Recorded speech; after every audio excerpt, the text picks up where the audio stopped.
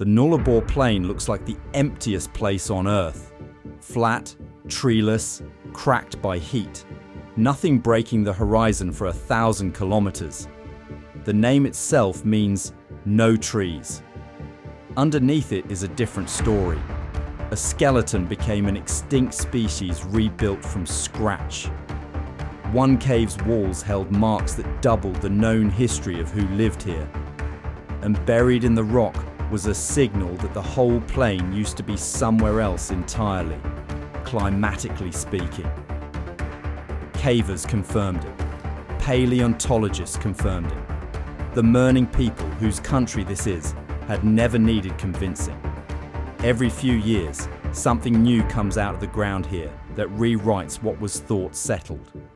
In May 2002, two cavers named Ken Boland and Ray Gibbons were doing something unusual, scanning the Nullarbor from a microlight aircraft, looking for the faint surface depressions that give away a hidden cave entrance below.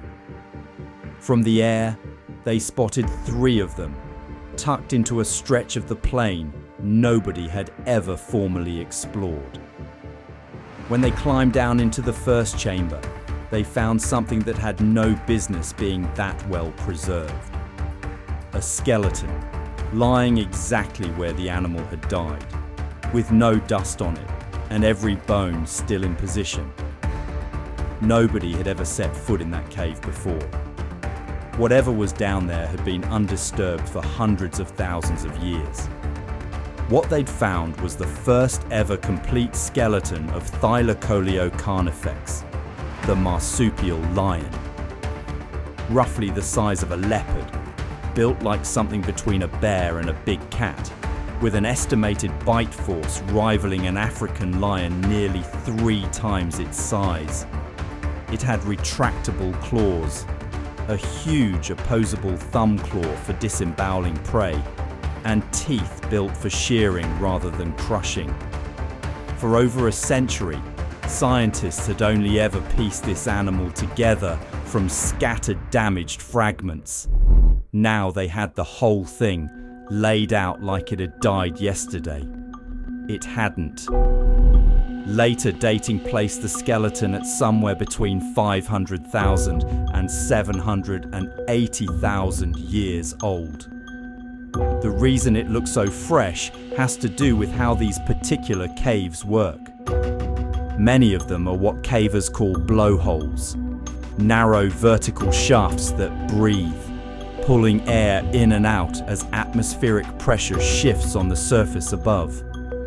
When a high-pressure system moves in, air rushes into these openings at speeds up to 70 kilometers an hour. Animals grazing too close to the edge or caught in that sudden pull had no way back out. Once they fell, the cave's cool, dry, stable interior did the rest, preserving them for hundreds of thousands of years without ever mineralizing into stone. The marsupial lion wasn't alone down there. Follow-up expeditions into the same cave system, now known as the Thylacoleo caves, turned up an entire cast of Australian megafauna. Short-faced giant kangaroos twice the size of anything alive today, wombat relatives the size of small cars, enormous flightless birds, and, more unexpectedly, the remains of 2 Tasmanian tigers, a species that clung on in the wild until the 1930s. Some specimens were so intact that researchers hoped to extract ancient DNA from them, though the extreme age of the oldest bones made that ultimately impossible. Across the wider Nullarbor cave network, paleontologists have now catalogued dozens of extinct species, many of them still articulated. Bones lying exactly where the animal fell, rather than scattered by scavengers or water. It's one of the most complete windows onto Ice Age Australia anywhere on the continent, and new caves are still being found. Not every discovery beneath the Nullarbor was about animals. Roughly 99 kilometres from the Nullarbor Roadhouse sits Cunalda Cave, a sinkhole dropping 30 meters straight down into a chamber the size of a football pitch. In the 1950s, cavers exploring it reported strange markings deep inside, in total darkness, far beyond where any daylight reached. When archaeologist Alexander Gallus investigated in 1956, he found thousands of lines drawn directly into the soft limestone walls with human fingertips. A technique now called finger fluting, made not by sight but by feel, in chambers that would have required carrying fire the entire way in and back out. Around the same passages, he found the debris of an active flint mine. Thousands of stone flakes, worked and discarded by people extracting raw material for tools directly from the cave walls. At the time, most researchers assumed Aboriginal people had only occupied Australia for a few thousand years. Gallus's dating of the Cunalda deposits, later confirmed by radiocarbon testing, placed activity at the site at over 20,000 years old, with some estimates extending back as far as 30,000.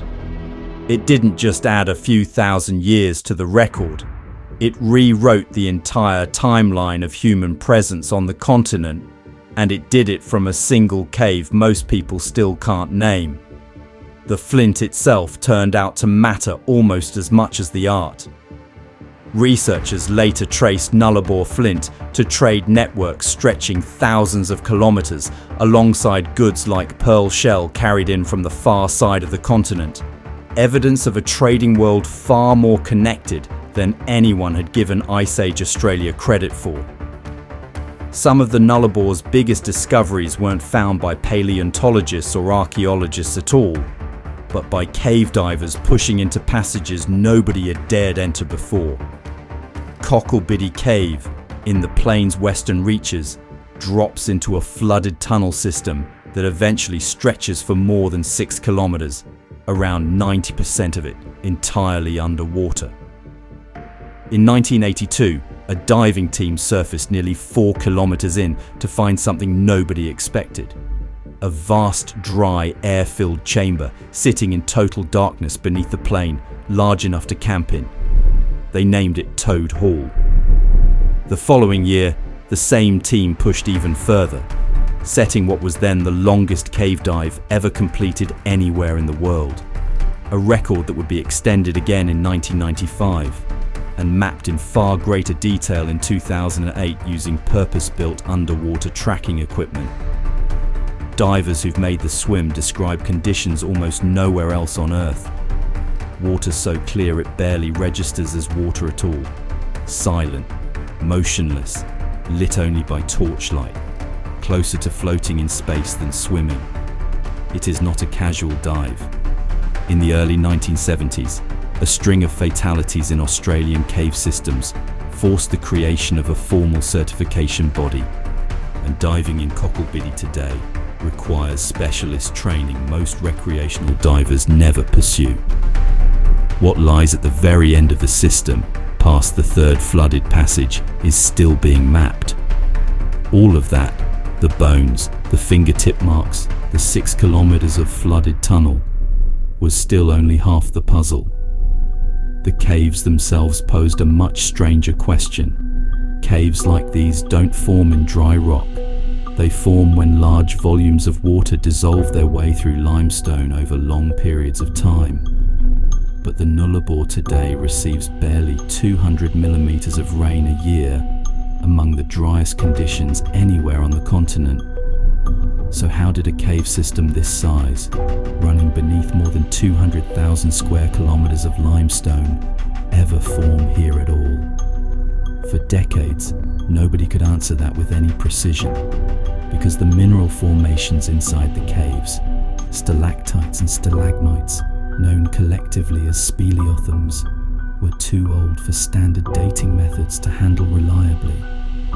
A geochemist at the University of Melbourne spent close to a decade refining a technique that could finally date them accurately, using the slow radioactive decay of uranium into lead. What he found reshaped the timeline entirely. The vast majority of Nullarbor speleothems turned out to have formed within a narrow window, between 3 and 5 million years ago, during the Pliocene epoch, with the bulk of them clustered around 4.2 million years. Speleothem growth then dropped off sharply after about 2.5 million years ago, right as the modern arid climate began to set in. The implication was bigger than just an age for some rock formations. If the caves needed heavy, sustained rainfall to grow, then the Nullarbor itself must have looked completely different during the Pliocene. Wetter, greener, covered in eucalypt forest rather than bare limestone. Researchers later dissolved samples of the same dated speleothems and, in some of them, found fossil pollen grains still preserved inside the mineral itself, a direct chemical snapshot of the plants growing on the surface millions of years ago. The evidence confirmed it. This now treeless plain once supported real forest, including species of tree kangaroo that today survive only in the rainforests of far North Queensland and New Guinea, thousands of kilometres away. That timing matters for more than just the past. Climate scientists consider the Pliocene the closest geological match to the warmer world Earth is projected to reach within the next century. Similar carbon dioxide levels, similar global temperatures, reach the slow way instead of the fast way humans are now causing. A landscape that recorded, in mineral form, exactly what happened to this part of Australia, the last time the planet ran this warm, has become one of the only natural climate archives of its kind anywhere on the continent, and researchers are still returning to it, cave by cave, for more.